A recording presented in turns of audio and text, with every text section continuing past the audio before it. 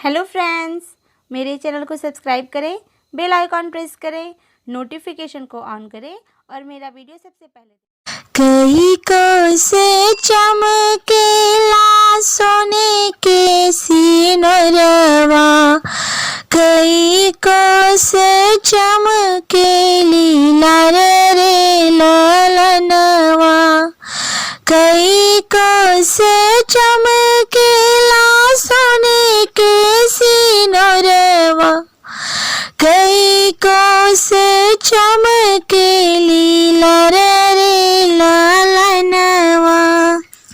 अंगना में बैठली बेटी हो कवन दे, बैठली बाबा की गोदरे ललनवा, बैठली बाबा की गोदरे ललनवा।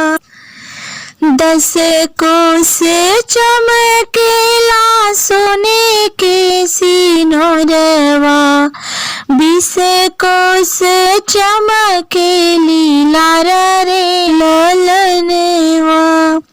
10 कोस चमकेला सोने के सिनोरवा, 20 कोस चमकेली लाल रे ललनवा।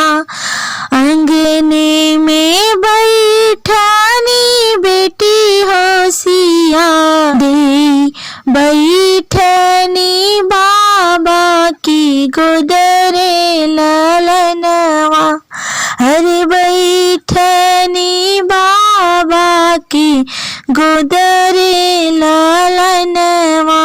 हरिवा में रोवे भौजी भैया दुवरिया, माई रोवले फूफकाई